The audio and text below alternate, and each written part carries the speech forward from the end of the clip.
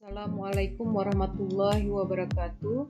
Bismillahirrahmanirrahim. Alhamdulillahirabbil alamin. Ketemu lagi pada pembelajaran pendidikan agama Islam dan budi pekerti.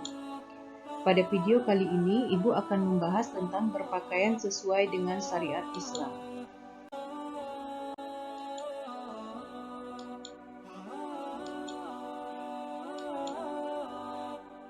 Kompetensi dasar yang ingin dicapai pada pembelajaran kali ini, yang pertama, terbiasa berpakaian sesuai dengan syariat Islam. Yang kedua, menunjukkan perilaku berpakaian sesuai dengan syariat Islam. Yang ketiga, menganalisis ketentuan berpakaian sesuai syariat Islam. Yang keempat, menyajikan keutamaan tata cara berpakaian sesuai syariat Islam.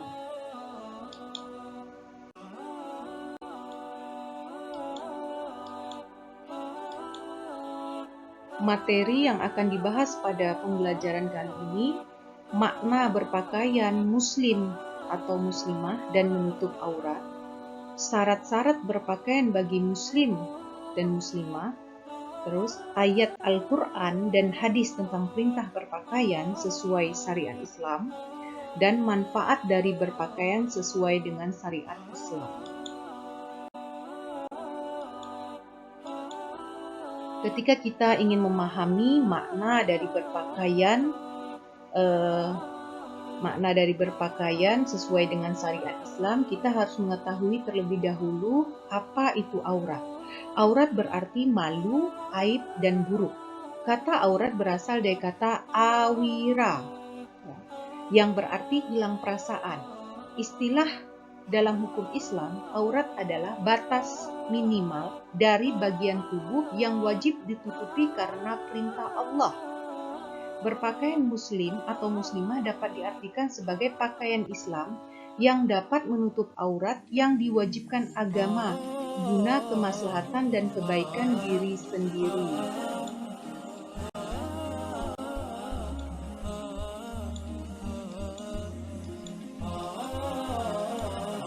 Syarat-syarat berpakaian sesuai dengan syariat Islam yang pertama adalah pakaian menutup seluruh tubuh kecuali wajah dan dua telapak tangan. Yang kedua, pakaian tidak dijadikan sebagai perhiasan yang menarik perhatian orang lain. Yang ketiga, pakaian tidak transparan. Yang keempat, pakaian tidak ketat dan menampakkan bentuk tubuh. Yang kelima, tidak menyerupai pakaian kaum pria atau sebaliknya. Di sini maksudnya bahwa kaum pria tidak boleh berpakaian menyerupai kaum wanita, begitu juga sebaliknya.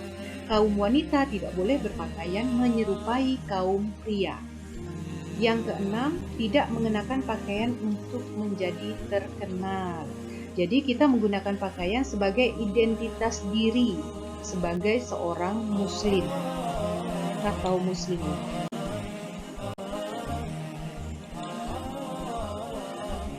Ayat Al-Quran yang berkaitan dengan kewajiban menggunakan jilbab itu Quran surah Al-Ahzab, ya, Quran surah Al-Ahzab ayat 59, yang artinya, hai Nabi, katakanlah kepada istri-istrimu, anak-anak perempuanmu dan istri-istri orang mukmin, hendaklah mereka mengulurkan jilbabnya ke seluruh tubuh mereka.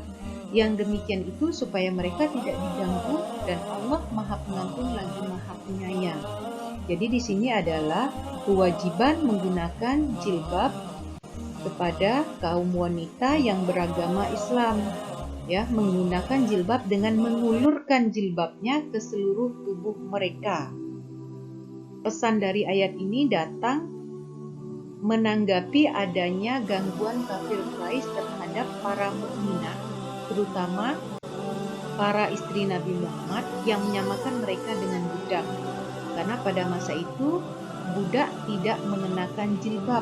Oleh karena itu dalam rangka melindungi kehormatan dan kenyamanan para wanita, maka turunlah Quran surah Al-Ahzab ayat 59. Ini adalah hadis riwayat Muslim, ya.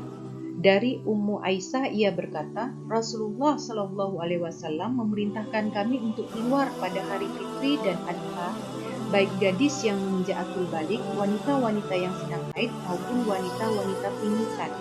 Wanita yang sedang haid tetap meninggalkan sholat, namun mereka dapat menyaksikan kebaikan dan dakwah kaum muslim. Aku bertanya, wahai Rasulullah, salah seorang di antara kami ada yang tidak memiliki jilbab. Rasulullah menjawab, hendaklah saudarinya meminjamkan jilbabnya kepadanya. Jadi di sini diperintahkan juga, dalam hadis ini dijelaskan untuk tetap menggunakan jilbab. Dari hadis ini diceritakan bahwa ada saudarinya atau saudarinya yang tidak memiliki jilbab, maka Nabi Muhammad atau Rasulullah memerintahkan untuk meminjamkan jilbab kepada saudaranya. Seperti itu ya. Jadi hadis riwayat Muslim ini salah satu hadis yang menjelaskan tentang kewajiban menggunakan jilbab bagi seorang perempuan.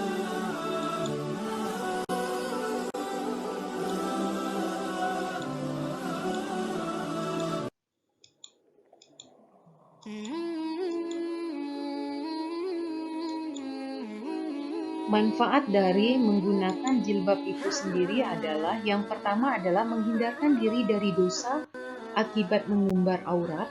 Yang kedua, menghindari fitnah atau tuduhan atau pandangan negatif. Yang keempat, mencegah timbulnya hawa nafsu lawan jenis maupun sesama jenis. Yang keempat, menunjukkan diri sebagai bukan perempuan atau laki-laki murahan, ya. Jadi maksudnya adalah menunjukkan jati diri kita bahwa kita bukan perempuan murahan atau bukan laki-laki murahan. Yang kelima, melindungi tubuh dan kulit dari lingkungan. Yang keenam, mencegah rasa cemburu pasangan hidup kita. Yang ketujuh, mencegah terkena penyakit atau gangguan kesehatan. Yang kedelapan, memberikan sesuatu yang spesial bagi suami atau istri kita. Yang kesembilan, melindungi diri kita dari berbagai tindakan kejahatan. Dan yang kesepuluh, menutupi aib rahasia yang ada pada diri kita. Ya, jadi dari ke-10 ini adalah manfaat dari menggunakan jilbab atau menutupi aurat, ya, menutupi aurat.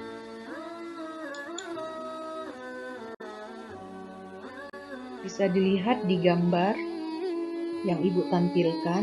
Bisa kalian lihat, kalian pilih-pilih mana yang sesuai, pakaian yang sesuai dengan syariat Islam dan mana pakaian yang tidak sesuai dengan syariat Islam.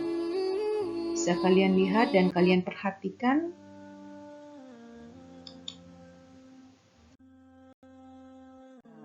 Ini adalah pakaian yang sesuai dengan syariat Islam.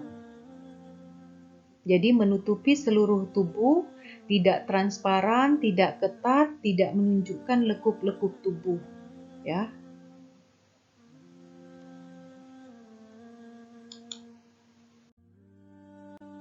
Ini pakaian yang tidak sesuai dengan syariat Islam. Kenapa tidak sesuai dengan syariat Islam? Padahal ini menggunakan jilbab, ya, menggunakan jilbab semuanya. Kenapa tidak sesuai dengan syariat Islam?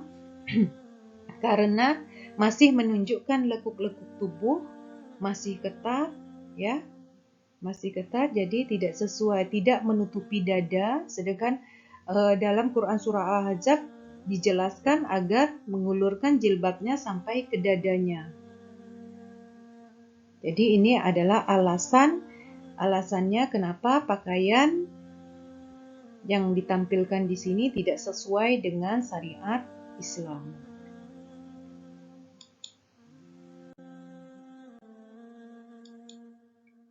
Oke, anak-anak Ibu, ini ada soal, silahkan kalian kerjakan. Ada latihan, silahkan kalian kerjakan. Ada 5 soal, ini soal yang pertama.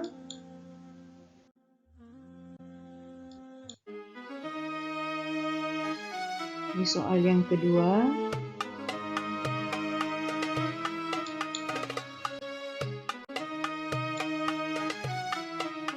Soal yang ketiga.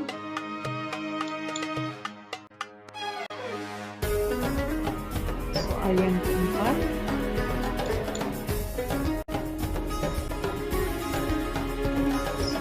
kelima. Silakan kalian kerjakan.